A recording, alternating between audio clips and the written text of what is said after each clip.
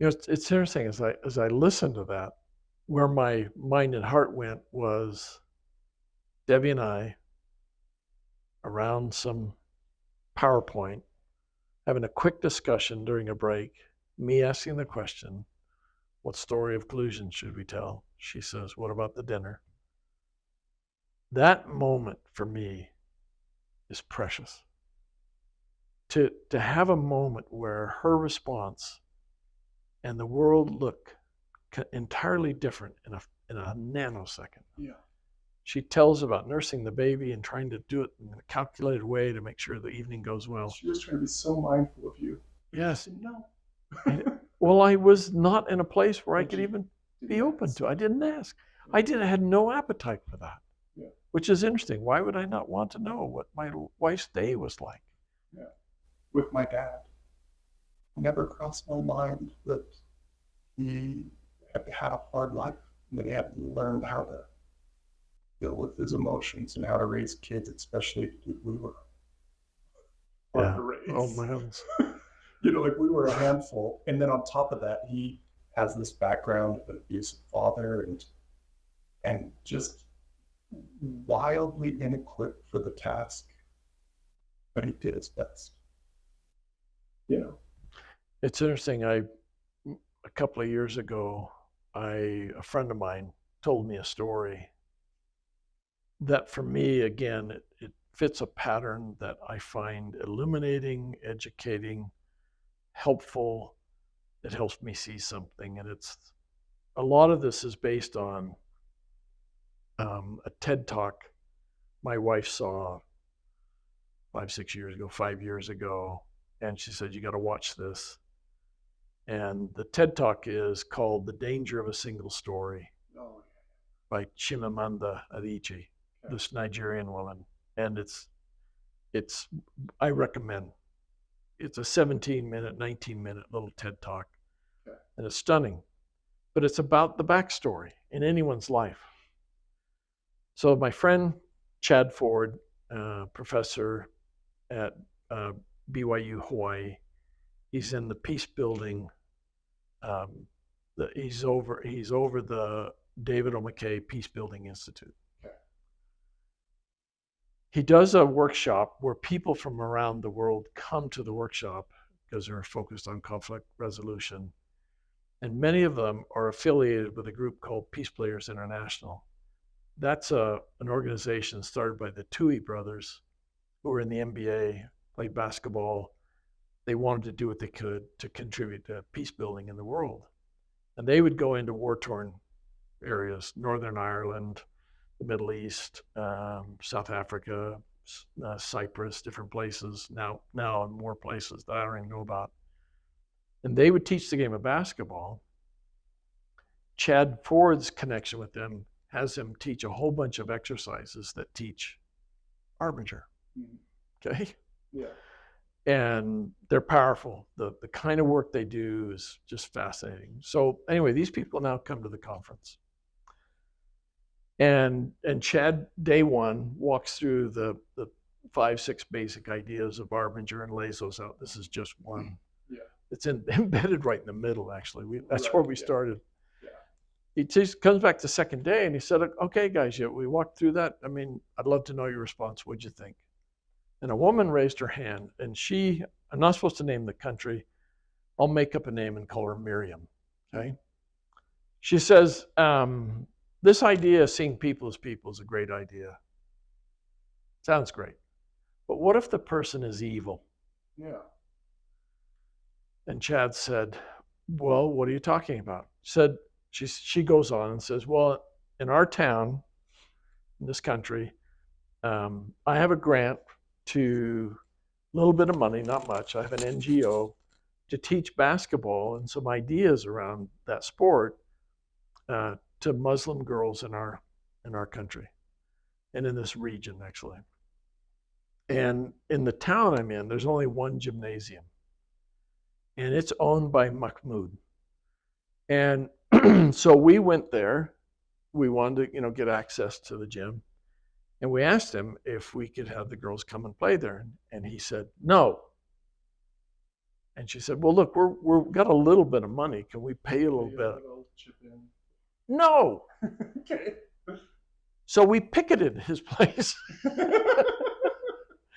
And he said no.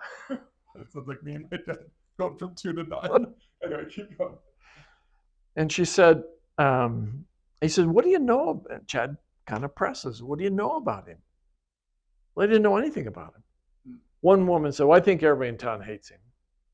But then one of the women said, in her group, said, well, I know that people in the town ask, because we're on an economic downturn, they ask him if he can, defray the cost. Can we not pay you now just so we can keep playing, so we can keep things going, and we'll pay you better when we got money again? So his business is hurting. Yeah. Well, Miriam didn't actually want to hear that. Okay. So anyway, Chad just invites him, keep thinking about this as you go through these several days of the workshop. At the end, Miriam comes up very excited. We figured out what to do. Oh, okay, what's that? We're going to clean his gym for free. And Chad says, that's both a really good idea and a terrible idea. What do you mean?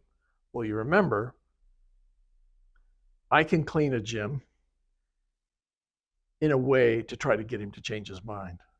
Or I can clean a gym to help him. You can ask Debbie why she's late. In 2 ways. In 2 ways.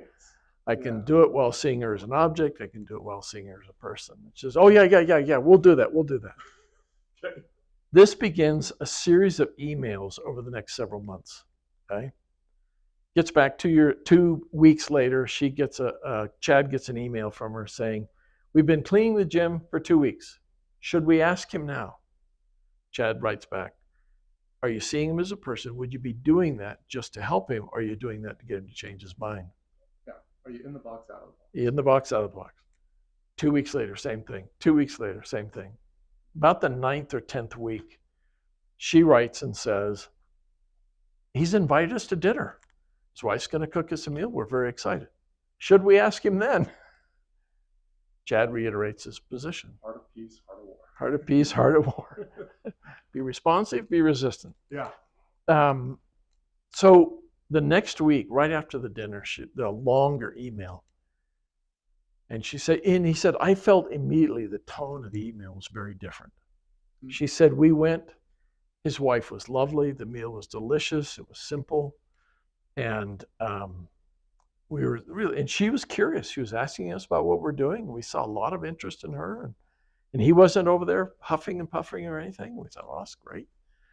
But toward the end of the meal, I noticed on a shelf there was a photograph of a younger Mahmoud, a younger wife, and a girl.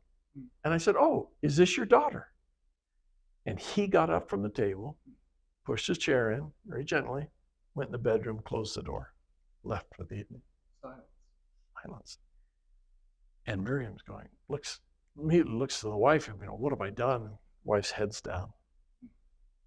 And now it's just like, don't move. And the wife says, yes, that's our daughter. Growing up, she showed amazing ability physically to do any sport, but she loved basketball. So Mahmoud took all his savings and built the gym for her. And she got better and better and better and better and better. By the time she got out of high school, what would be the equivalent for us of high school, and a European women's basketball team came and recruited her, which would be a fantastic experience for an 18, 19-year-old girl. Yeah, how cool. And her dad said, no, she's going to leave her Muslim ways. She's going to marry a Westerner. Well, the girl protested, promised, finally talked him into it. And she went there, and she began to play, and in 2 years, she took off the hijab, she stopped her Muslim practices, and she married a Westerner. And they've not spoken since. So at this point in the story, I want to ask people a question. Do you understand why Mahmoud doesn't want to give them access to the gym? I mean, my thought is just that it hurts. just that it reminds him of loss. And think about the magnificent choice he's making to prevent this from happening to other fathers and daughters. Mm. That makes sense? I mean, yeah, definitely, I could see that being. Miriam said, my heart melted in that evening. We're just going to clean the gym. He needs it clean. Yeah. A week later, 2 weeks later, I don't know the next timing, it was the last email. Chad said, I got an email that took my breath away. Miriam writes in a very upbeat tone, nah, we decided we could do more. We reached out and found his daughter, told him who we were, what we were trying to do, that we'd been with her father and her mother, and said, your dad's hurting. He misses you terribly. Is there any chance you could reach out to him? And she did. And over a series of 3, 4, 5 phone calls, they were reconciled. And we now have the key to the gym. She said, you're in my way. You're an obstacle to me getting something I want. You're not giving it to me, which means you're a bad person. You're unreasonable. You're evil. You're misogynist. You're the worst old guard. And it sounds like for weeks she did service. Service to get something from him. And then she saw the person. And then she said, what does he need? Yeah. He's not a problem. He's hurting. He has a need. He has a problem. Yeah. And the minute that it stopped being about her and her needs and her wants, no matter how cool they were helping these kids out, right? Yeah. But the minute that it stopped being about her, she was able to do, I have a hard time, I'm sure a lot of those kids will get a lot out of playing basketball. I have a hard time believing that any of them will get more than that father and daughter found. You know what I mean? Oh, wow. And she did ultimate good there, and then it cleared the way for even more good. It's kind of like we're talking about, like at the very beginning, when we see people in that negative, in the box, resistant to their humanhood, their personhood, heart of war way, we just invite more negativity, all for the purpose of being justified, and it gets worse and worse and worse. But the same is true in the other direction. Not only did she help this father and daughter, but because he no longer was hurting, he then could put more love in the world. Yeah. And he could open himself to other people. And now these girls have a place to play basketball. Very cool. Yeah. All right, Chris. We obviously could talk for the rest of the night. I have a splitting headache. It's splitting right here. Oh, well, Did you see a V here, a little valley?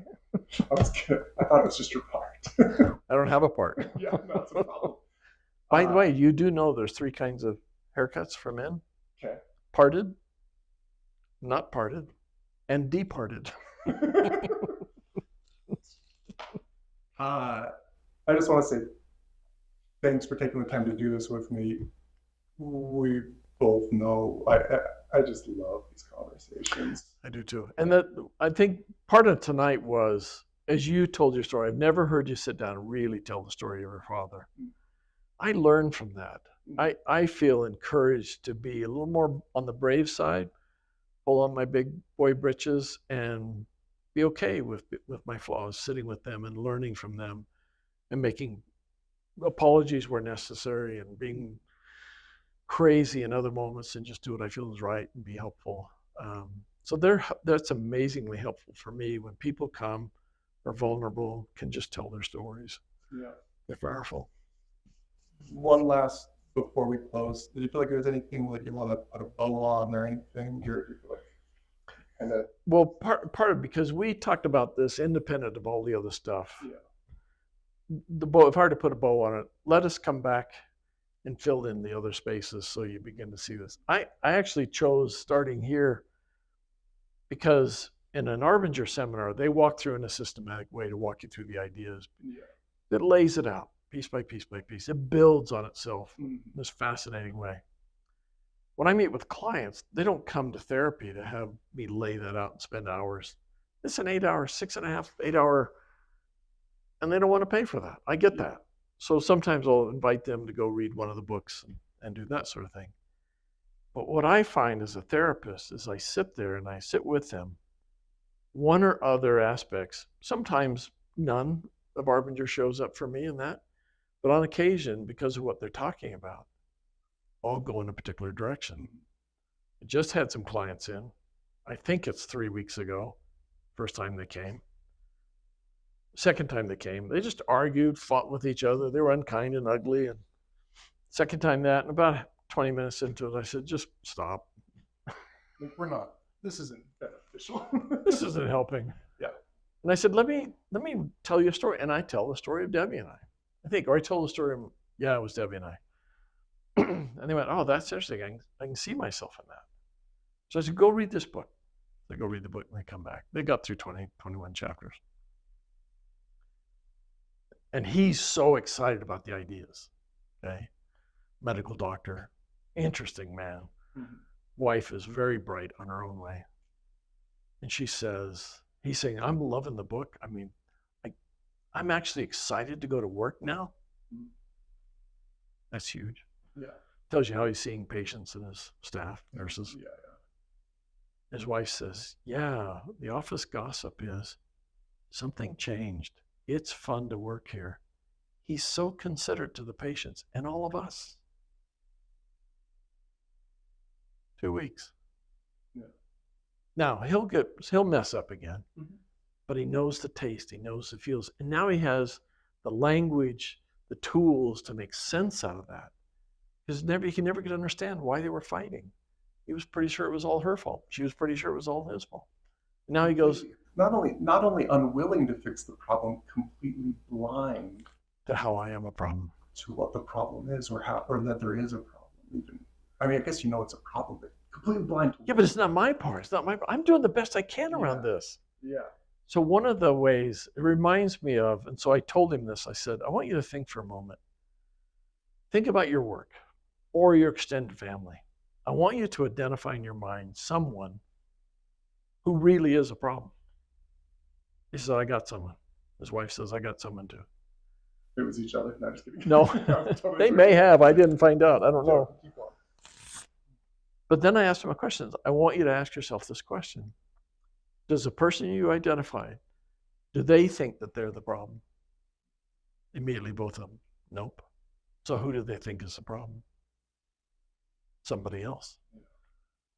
So how do you help the person who needs to be helped? How do you help the person who doesn't think they need help? So we would talk about that as a way to try and introduce the idea of self-deception, which is I'm self-deceived. In the box, I'm self-deceived. Yeah.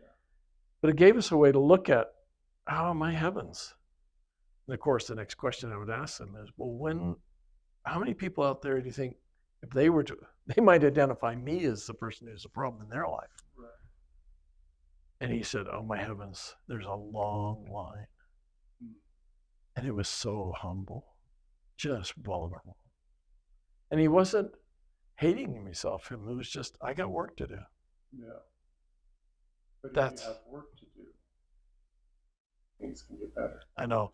If it's something I'm doing, it's something I can change. But if it's just being done to me, I can't help it. What could I ever do? Mm-hmm. Except become a doormat, I guess. Yeah. I don't want to do that. Yeah. All right. How would you wrap it up?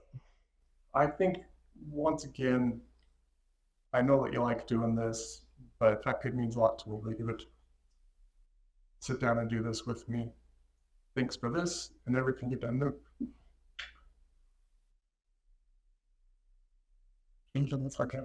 Everything you've done for me over the years. Anyone listening, if you enjoyed it half as much as I did, then you'll watch another one. I think we're thinking of doing these semi-regularly, maybe once a month or something like that, or just whenever we can put it together. But if you liked it, come listen to more. We're going to try and have more conversations like this. If you want to explore it more, you always recommend leadership, or at least... Typically with family, I go to the anatomy of peace. Okay. But the leadership and self-deception is written more simply, but it's also written for a corporate world. Right, and that's why I've always gone. Yeah. So just so everyone knows, the first book with the Arbinger Institute put out. So Terry Warner formed a company called the Arbinger Institute, and as a company, they wrote a book called Leadership and Self-Deception. And so it doesn't have an author; it's authored by the Arbinger Institute. The principles are essentially the same, but every few years they kind of tweak it, retool We kept it. learning. We Yeah. still are. Yeah, and so there's newer Arbinger books. Is that Outward Mindset the most recent one? It is the most recent. So Leadership and Self-Deception, the year 2000, the year 2006, Anatomy of Peace. 2016, they came out with the Outward Mindset. And that tells, the first two are, we tell as a story. It's not a textbook and that sort of thing. Yeah. They're told as stories. Because that it's easily readable. But what I'd say is every story in there is true. They're all true stories. They actually happen. We just have put them together to tell a story. Mm-hmm. The Outward Mindset is just, each chapter is a different, someone talking about what they learned, what they discovered, what they did from Arbinger. Yeah. So the story I tell about my dad is chapter 5 in there. But there's an amazing police officer, Chip Huth, out of Kansas City, Missouri. His story about his dad. That part was amazing. Anyway, they're all good books. Anything by the Arbinger Institute, and essentially, like, there's some tweaks and different approaches, but essentially they are all explaining the same principles. Yeah. If you want something, if you're having a hard time at work, you probably should read Leadership and Self-Deception. If it's more relationships and family stuff, then maybe Anatomy of Peace is a better fit. That's the one that I like, just because Leadership and Self-Deception is about work, but it's about relationships. Whereas Anatomy of Peace just goes, this is about relationships. Like, it goes right at relationships. And then the Outward Mindset is just the newest iteration. It's really good. It has a little more of Chris's story, if you found that interesting, and other really cool stories in it. But they're all the same principles. Pick one. If you like it enough, you'll read them all. Yeah. But anyway, thanks for tuning in, and we'll let you go after that long talk.